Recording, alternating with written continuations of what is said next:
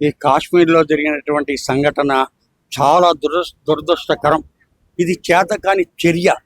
ఈ ఉగ్రవాదులు ఏంటంటే వాళ్ళ సానుభూతి, వాళ్ళ ఉనికిని చాటుకోవడం కోసం చేసినటువంటి చర్య.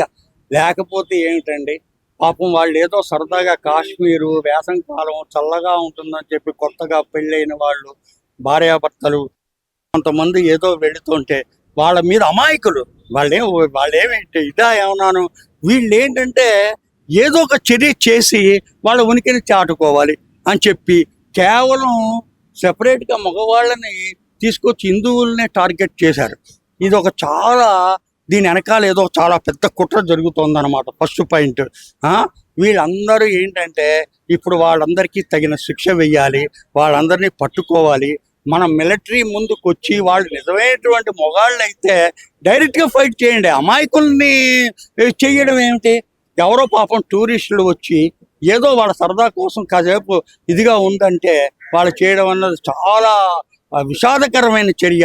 దీని ప్రపంచం అంతా ఖండిస్తోంది.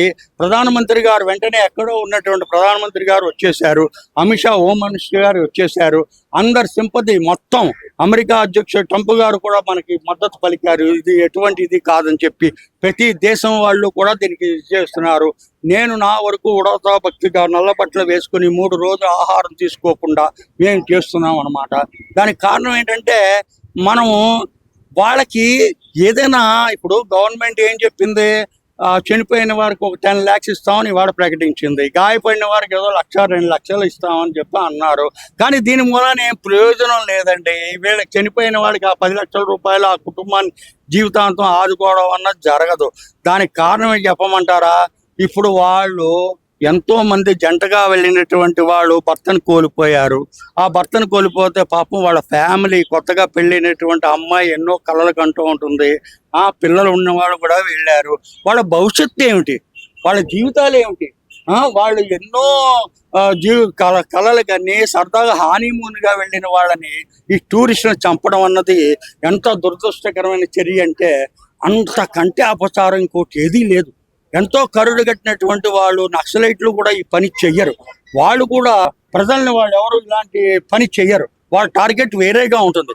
వీళ్ళు నిజంగా ధైర్యవంతులు, వీళ్ళు నిజమైన మగాళ్ళు, నిజమైనటువంటి వెధవలైతే ఆర్మీతో ఎదుర్కోండి, పోలీస్ మిలిటరీతో ఎదుర్కోండి. అప్పుడు వాళ్ళకో వీళ్ళకో మంది. నిజంగా కనుక మనం మిలిటరీ వాళ్ళు తెలుసుకుంటే ఇలా ఉప్పని గాలేస్తే ఎగిరిపోతారు వాళ్ళు. అటువంటిది ఇలాంటి చర్య ఏంటంటే వాళ్ళ ఉనికిని కాపాడుకోవడం కోసము, వాళ్ళ యొక్క ఇదిని చేయడం కోసము ఈ పనులన్నీ చేస్తున్నారు. ఇదంతా చాలా దారుణమైన చర్య. ఇలాంటి పనులు చెయ్యకూడదు ఎవరు కూడాను. ఇప్పుడు గవర్నమెంట్ ఏదో 10 lakhs ఇచ్చి ఏదో అందరూ ఏంటంటే దేశాల వాళ్ళు, ప్రజలు, సినిమా వాళ్ళు ఏంటి, క్రికెట్ ప్లేయర్స్ ఏంటి, వాళ్ళ కుటుంబాలకి మా సానుభూతి తెలుపుతున్నాము, వాళ్ళ కుటుంబాలందరికీ మా యొక్క ఇది తెలుపుతున్నాము అంటున్నారు. కానీ ఆ ఒక్క రోజుతో ఇంకో 2-3 రోజుల తర్వాత ఇదేమి ఉండదు. ఇప్పుడు నేను చెప్పేది ఏంటంటే ఇది కొద్ది రోజులు ఉంటుంది. మొన్న అక్కడైతే ఆ పుష్ప సినిమాలో ఒక ఆమె చనిపోయింది, కొద్ది మళ్ళీ ఇప్పుడు ఏమీ లేదు. ఏదో వాళ్ళు పాపం సినిమా ప్రపంచం అంతా కలిపి వాళ్ళకి ఏదో కొద్దిగా సహాయం చేశారు. వాళ్ళ ఫ్యామిలీ ఎంతో ఏదో 1 కోటి రూపాయలు ఇచ్చినా కానీ ఇదిగా ఉంది. అలాగే ఏంటంటే వీళ్ళు అన్ఎక్స్పెక్టెడ్గా వచ్చినటువంటి టూరిస్టులు అందరికీ కూడా 28 మంది చనిపోయారు.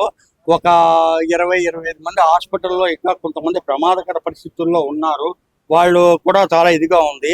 కాబట్టి వీళ్ళందరికీ కూడా సానుభూతుల కంటే కూడా వాళ్ళ లైఫ్లో వాళ్ళని జైల్లో పెట్టడం, మేపడం, తర్వాత ఎప్పుడో 10-15-20 సంవత్సరాల తర్వాత వాడికి ఉరిశిక్షలు వేయడం అలాంటివి చెయ్యకూడదు.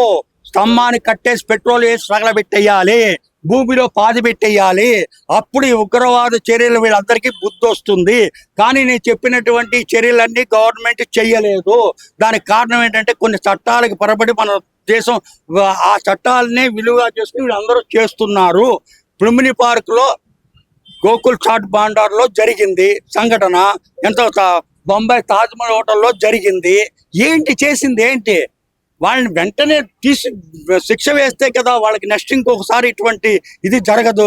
కాబట్టి ఏంటంటే వాళ్ళ కుటుంబాలకి ఆ లుంబిని పార్క్ లోను ఆ గోకుల్ తాండలో జరిగిన టెర్రరిస్ట్ జరిగి ఆ రోజు ఈ రోజు వరకు వాళ్ళకి ఇంకా ఏం న్యాయం జరగలేదు. నిజంగా నా సానుభూతిని నేను నల్లబట్టలు వేసుకుని 3 రోజులు ఆహారం లేకుండా ఒక ఇడ్లీ కాఫీ తిని సాయంకాలం ఏదో ఒక మజ్జిగ తాగి నా సింపతిని నేను తెలుపుతున్నాను. నేను కూడా మా బంధువులు, నా స్నేహితులు అందరికీ ఇదే చెప్తున్నాను. కారణం ఏంటి, మనం ఏదో ఇక్కడ ఉన్నాము, కానీ సింపతీలు చెప్పడం కంటే వాళ్ళ కుటుంబాన్ని ఆదుకునే పరిస్థితులు మనం చెయ్యాలి.